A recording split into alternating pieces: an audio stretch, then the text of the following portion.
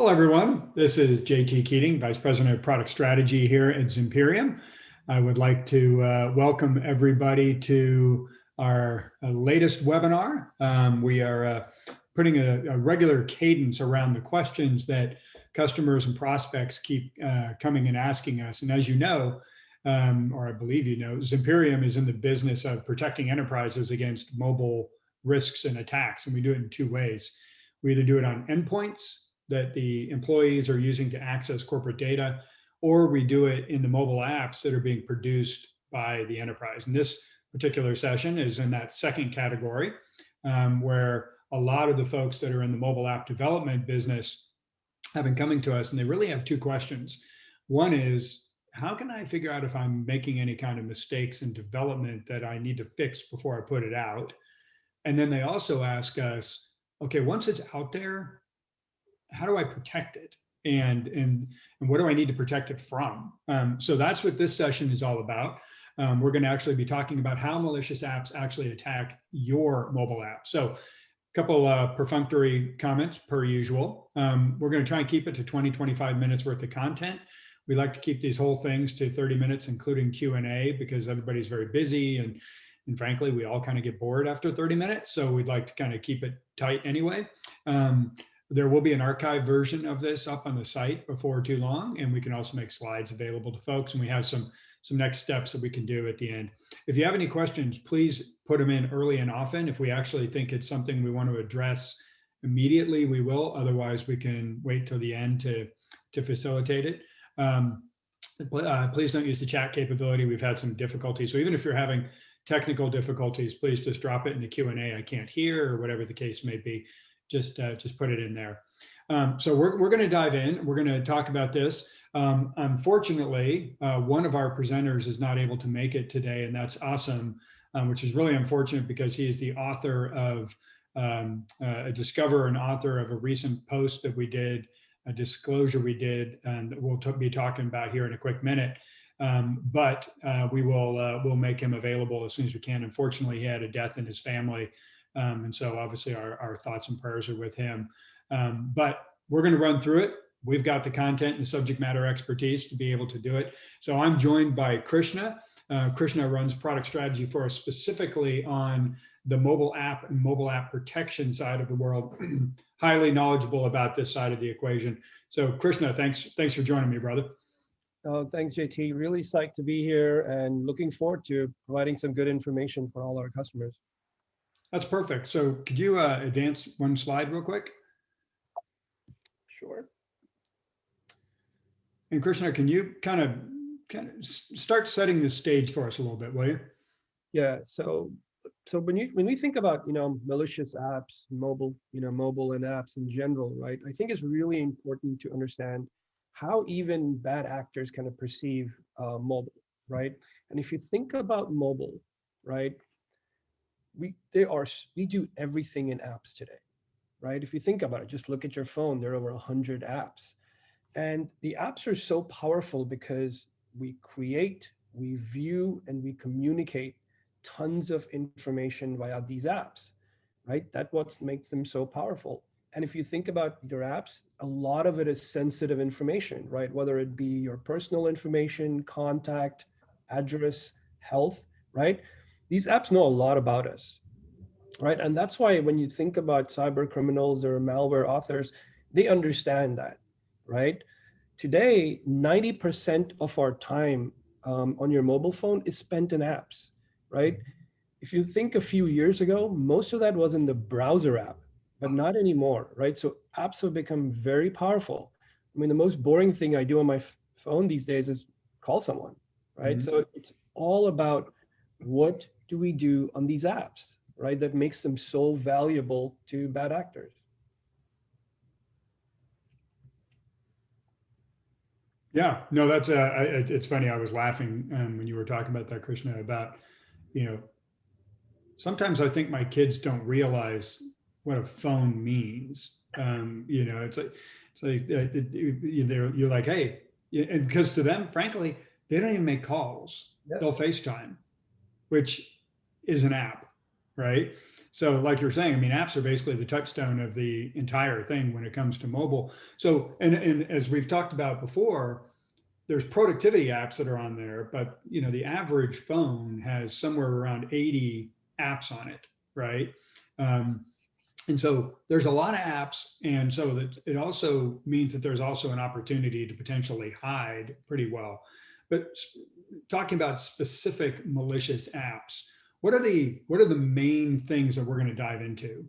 What are the main categories at the high level? So this will be the forest view, and then Right. we'll go into each of the three categories that people need to know about, and then talk about how they can defend themselves. So what are the kind of big buckets of how malicious apps are playing on mobile?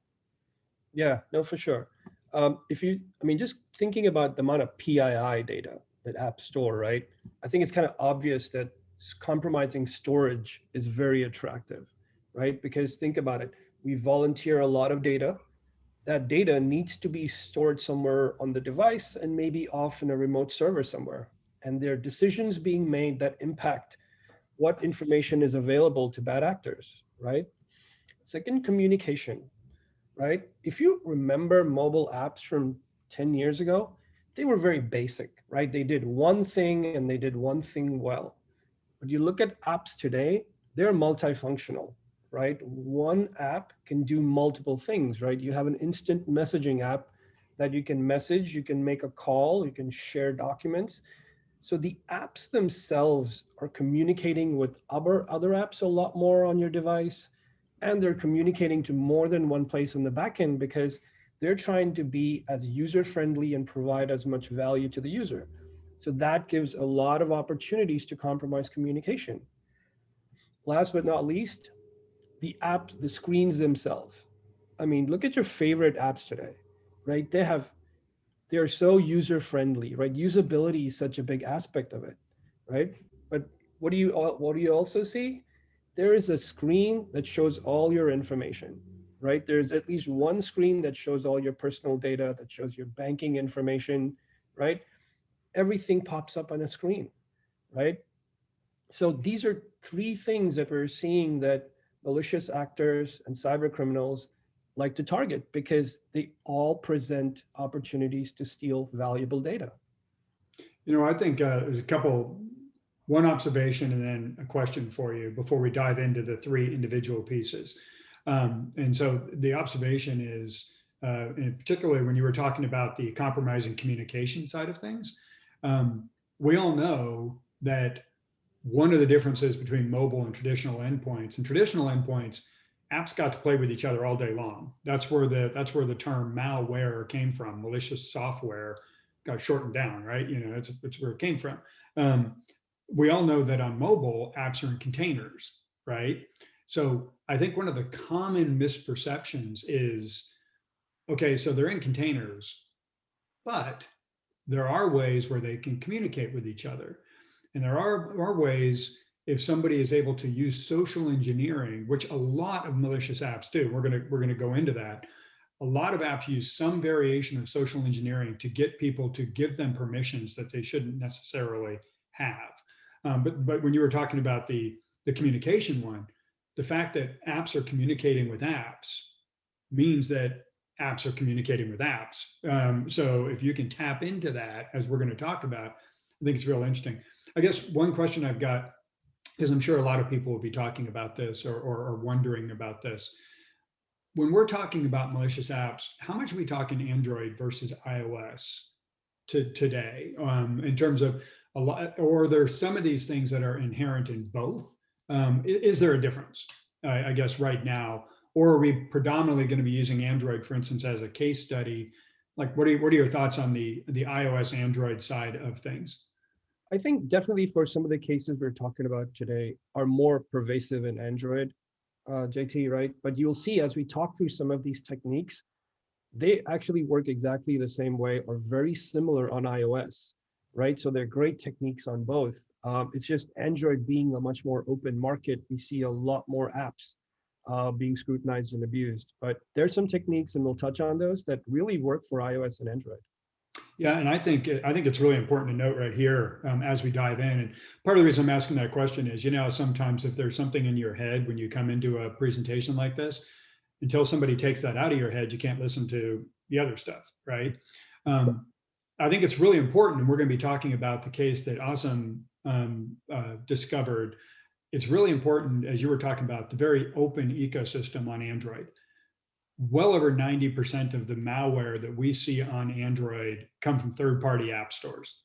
Yeah. And in fact, you can go to our blog and you see a whole bunch of examples, including the one that Asim and Matteo and company in the Z Labs came out with. So it's part of the ethos in Android to go to third-party app stores. I think what people should be paying attention to is a couple of years ago, that you and I talked about this, earlier this week. A couple of years ago, the Supreme Court ruled against Apple on a class action lawsuit that it's allowing to go forward on the antitrust side of things.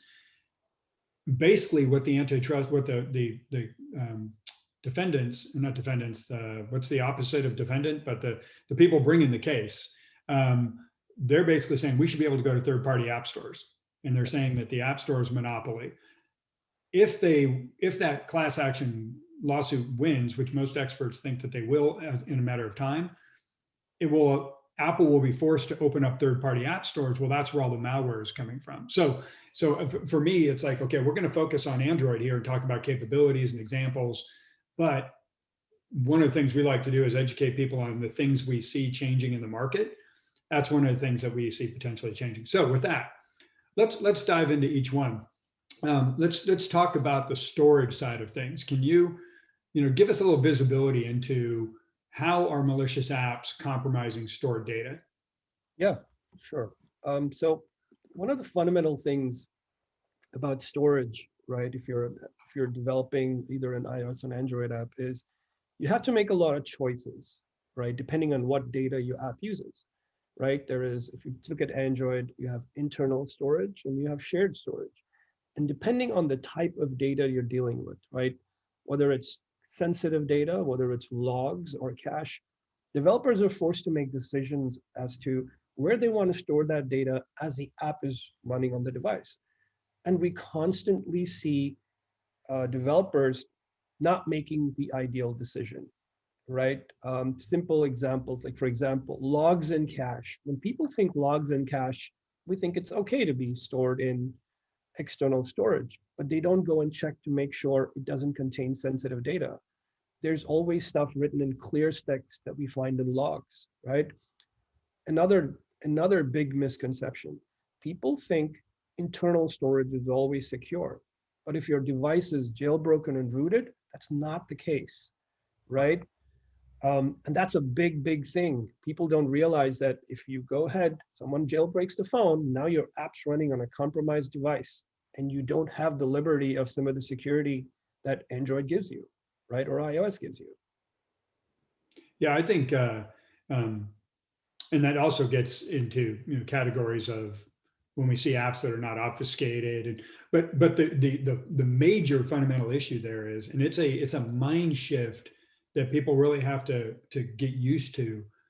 Until mobile apps, all the apps that we were using, even if we were providing them to end customers, we controlled the infrastructure delivering that app. It was all behind our firewall.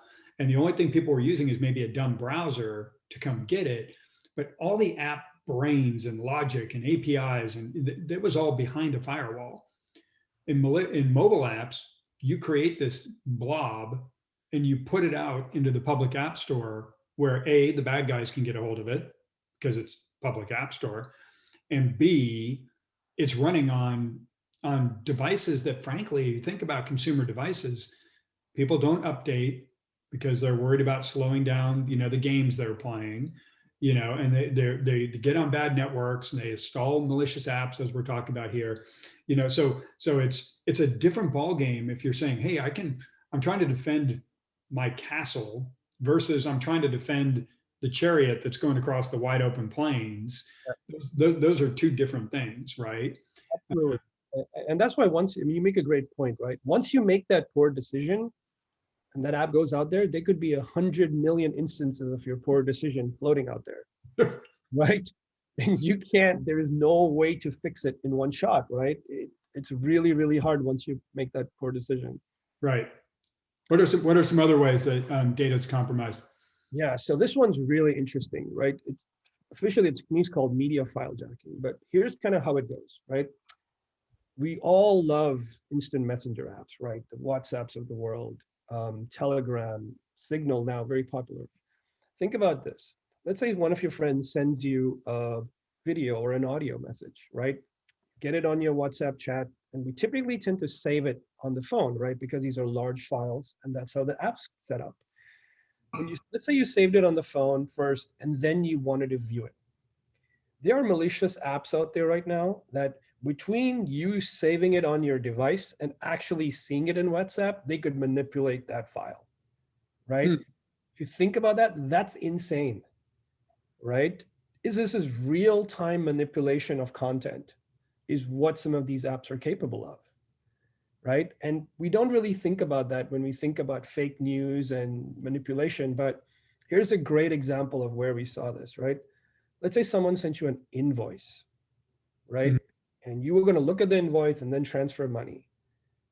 If I was a malicious actor, design a malware, it could change the banking details to where you need to transfer money, and you wouldn't even know it.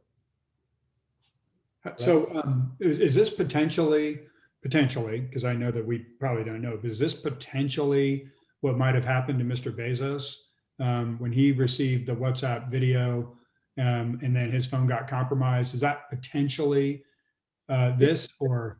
It's very possible because it's definitely a technique where they're able to manipulate media, and whatever is playing that media is not really checking, right? The app's not checking if anybody's manipulated. There's no integrity checks, right? So it's definitely a combination of something like media file jacking and something else that delivered maybe a malicious payload.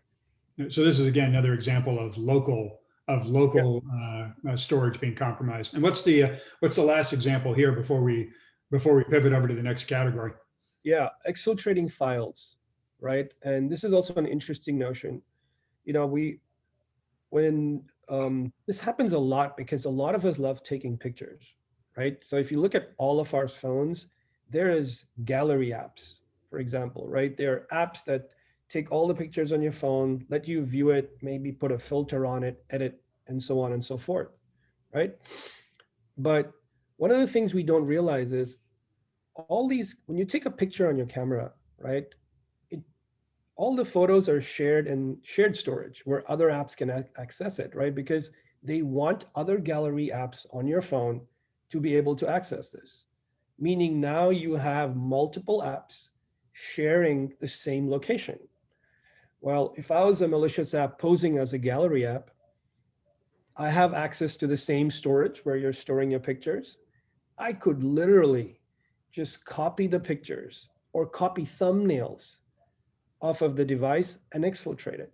Mm. And I would not be, triggering any integrity checks or anything, right? Because I'm not trying to manipulate, I'm just copying, and there's nothing to prevent it, right? It's very, very innovative if you kind of think about it.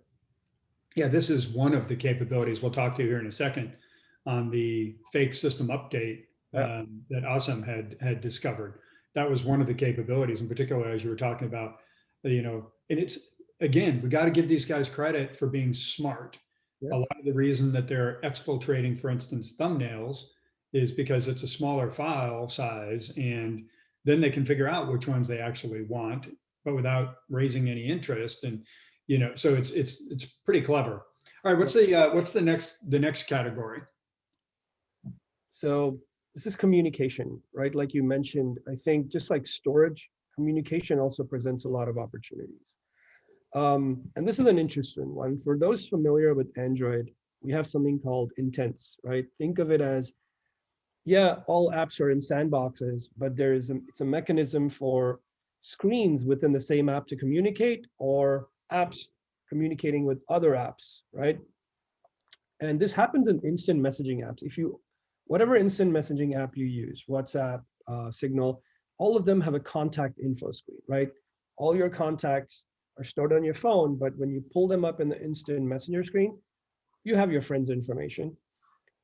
Because these apps want other apps to be able to see the contact information, they expose that data via what's called an intent, right? And they say, yeah, whoever has the ability to see my contact screen can see it, because they're thinking usability.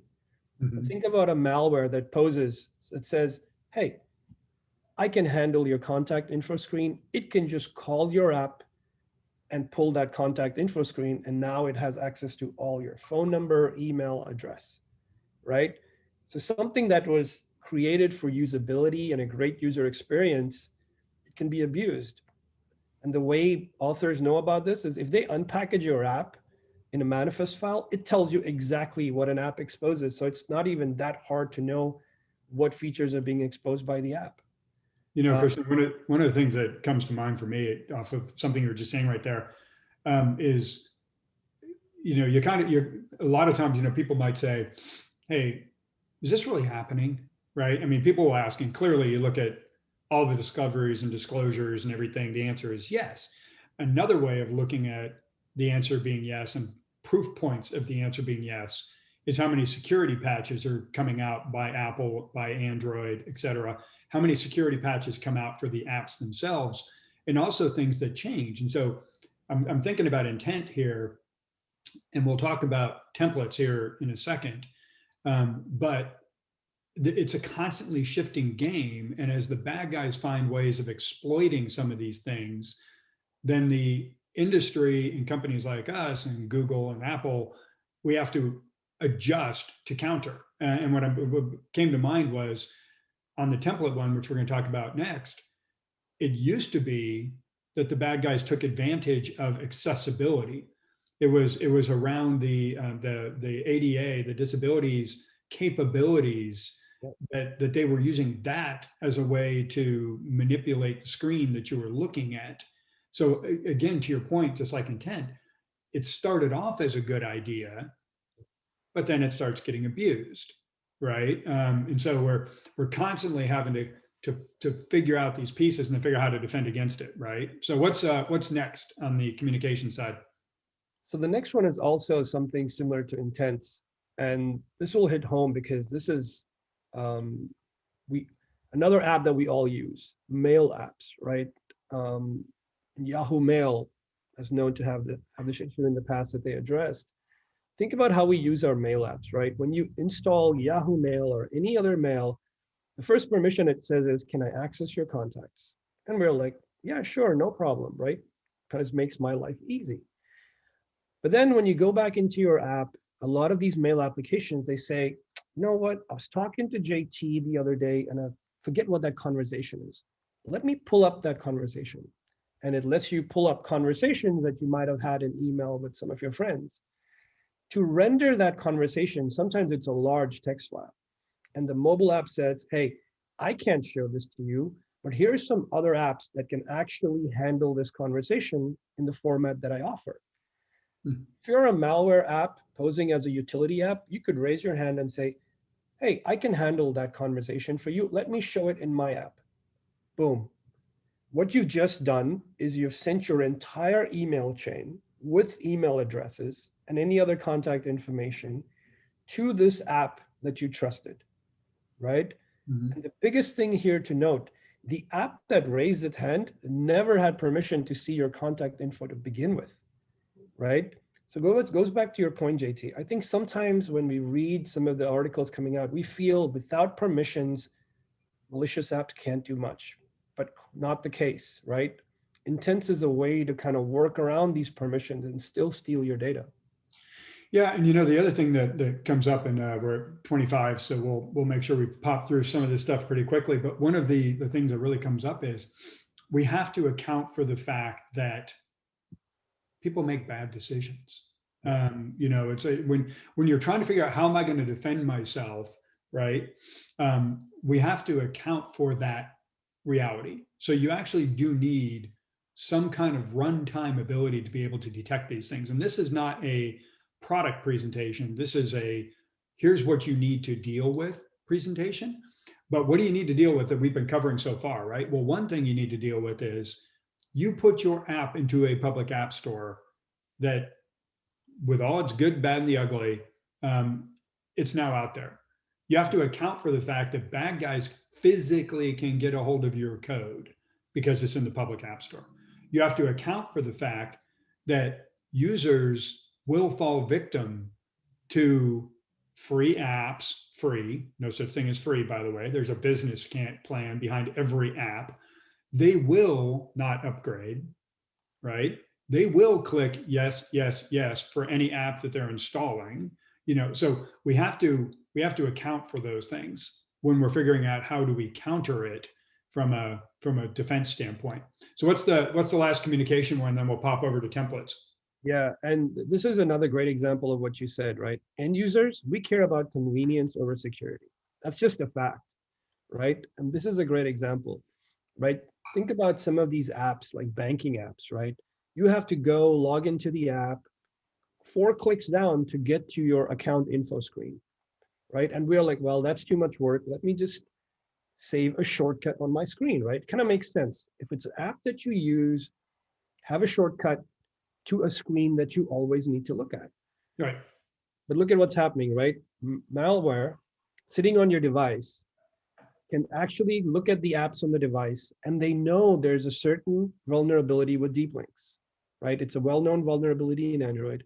They look for apps with that vulnerability, and rather than using your shortcut, they'll send their own URL and pull up your account information, completely bypassing authentication. Why? Because your app was built to trust deep links, and they're just abusing that capability, right? And bypassing authentication.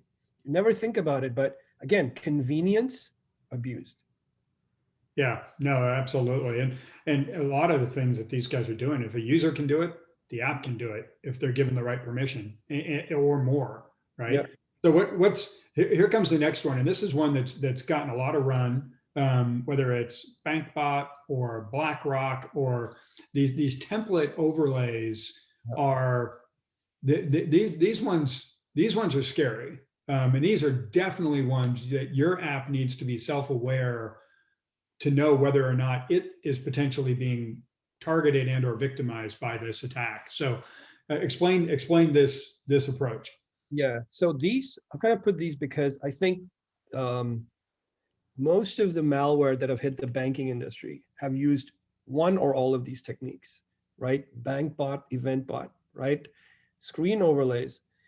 What's really worrying about some of these is they happen during runtime, right?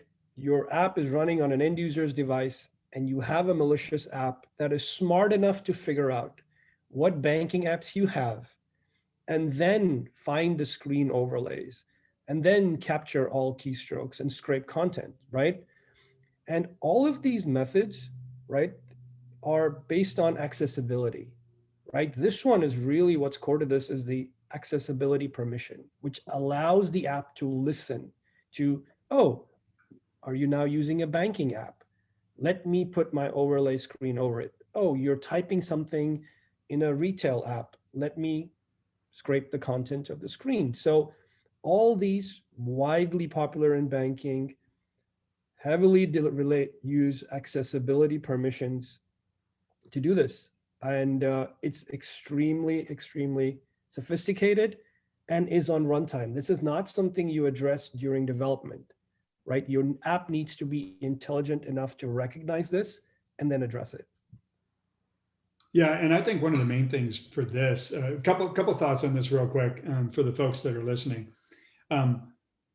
Don't be confused by names, right? Researchers who sometimes aren't the most clever when it comes to naming things. They're very clever when it comes to discovering things, but not necessarily naming things. It's why God created marketing people, I guess. But don't be confused by names like BankBot. Fundamentally, what Krishna is talking about here is inside most of these overlay template based attacks, they will actually have a list of here are the apps that I am targeting inside of it. And when they get onto the device, they'll be, hey, are any of these guys on this device? That list is not just banking, even in BankBot, right? That just happened to be the name that a researcher put on it. What we're seeing is a strong parallel between the brands that are in these template-based malware and the brands that are targeted with mobile phishing. And so, for instance, we're seeing a big uptick, especially in the pandemic, of brands that have to do with productivity apps, O365, Outlook, in addition to banks. We've also seen things that are retail, healthcare, COVID apps, right? So, and if anybody that's listening here wants to know whether or not their brand is actually inside of some of these well-known ones, we can actually let you know. I mean, because we get them, we break them open all the time. Why? Because in order for them to get onto people's devices, they have to go into public app stores. So we can get a hold of them just like bad guys can get a hold of them, right? So, Krishna, could you go to the next slide real quick? So we mentioned, and again, huge apologies that Asam couldn't make it, but again, family comes first, and that's what matters most. And you can read the blog post on this system update. But the system update, this was it fits very much into what Krishna has been talking about. It was a fake system update on Android that when people installed it, it actually gave them, it did root access. It became a remote access Trojan. It gave access to all the messengers. It gave access to the communication channels at the system level that Krishna has been talking about. It allowed exfiltration. And again, very importantly, third-party app store. Zimperium, we actually scan every app that goes into Google Play, the official store, as a part of our partnership with Google. This is never seen in that. It was never seen in Google Play. It was only a third-party app store. But again, people go to these third-party app stores for cost and convenience and everything else. But when you do it, it's totally outside the vetting process, right? So if you want to look at an example of these things that get on there and can create the problems we're talking about, you've got the system update. So we're near the end of the time. Real quick, if we go to the next slide, please. Again, this is not a product presentation, but what we've seen is people need to oversimplify. We need to protect ourselves from mistakes that are being made in development, like the configuration issues that Krishna was talking about. You might have seen the coverage that was in Wired magazine, and it was another one of our Z Labs discoveries that was around leaky buckets, right? Unsecured cloud storage. That was where we saw that 15% of all the mobile apps that we've scanned, which is millions of apps that use cloud storage, had wide open storage. So that anybody who knew that, basically that URL of that storage, could pull all the data out and or potentially put data in. So there's a blog on that if you guys want, but we need to protect ourselves at development, which is in our case a solution called Zscan, which actually integrates directly in your development process. It will, based on security policies, it will only flag things that need to get fixed before you put it out. Then you need runtime protection. You need to start with obfuscating the code. You need to do whatever you can to not make it easy for an attacker to reverse engineer or to manipulate your actual app. And then you need runtime ability to detect the ugliness that's happening on these people's devices. And that's what we call ZDefend. For people that don't know, we have one core machine learning based engine that detects both known and unknown device, network, phishing, and app attacks. That engine, just like BMW is an engine company, not a car company, that engine goes into our product called Zips that protects the endpoint, and it's the SDK ZDefend. So you put our entire Z9 engine directly inside of your app, so it can become self-aware, and you can decide what you're going to do in response to, is there bank bot on this device? Are they on a malicious network? You can make decisions on what you do. So we're going to stop and see if we have any questions. We do have one question that came up, and Krishna, this was when we were talking about third-party app stores earlier.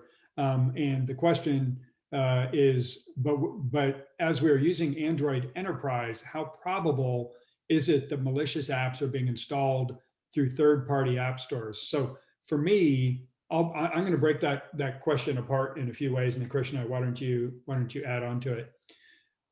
As I said, we're protecting devices used by the employees, that's zips, and then we're protecting the apps that are being produced by the companies and putting out into the world. So our conversation today has been about that second piece, in which case you're actually putting it on consumers' devices. You're not putting it on something that's protected by Android Enterprise. But back to the question, which is on the endpoint side of things, if Yeah. you're using Android Enterprise, that gives you visibility into the Android Enterprise side of the device. It doesn't protect you on the personal side of the device. So for instance, we've actually had a customer for years and years. He's a financial institution. They had employees that were just happened to be in remote areas of Africa that didn't have a lot of connectivity. They had Android Enterprise, but the guy would not update his phone because he didn't have a lot of Wi-Fi, this one particular employee, but he would download games on the personal side. So we actually detected malicious apps on the personal side because we were actually protecting the whole device. But to your question about third-party app stores, to the best of my knowledge, and Krishna, please do correct me if I'm wrong, you can prevent the third party on the Android Enterprise side, but you can't on the personal side because you don't have any visibility to it. Is that accurate, or am I stating it incorrectly? Well, that's true, right? Because when you're thinking about Android Enterprise, it's like a private app store for the enterprise, right? So you can kind of curate which apps you allow people to download, right? And protect them there. But the thing is, if it's a BYO phone, then you have the personal side, and users tend to download what they want, right? So you got to be careful, because if that compromises the entire device, then it won't matter whether you have Android Enterprise or not. Right. Once malware compromises the phone, it can access any side, right? So Right. then you're prone to an attack there as well. That's perfect. So Krishna, I don't see any other questions. Do you want to, where do people do from here? Where do we go? Yeah, so we've talked about a couple of techniques that we're seeing in our research that have become very popular in stealing information. Now, if any of you listening are building apps or are looking to start on that journey, we're happy to have a conversation, right? If you just want to learn more about some of these techniques, or if you do have apps that you're concerned might be prone to some of the techniques, then we're also doing a free risk consultation, right? So either way, we're happy to have a chat and help you folks out. You can just send an email at info@zimperium.com. Let us know who you are and what kind of assistance you're looking for, and we will reach out and get the conversation going. That is perfect. Well, Krishna, thank you very much. Appreciate you running us through all this. It's been great information. And thank you, everybody, for your time. And I wish everybody a great day. Take care. Thanks, everyone.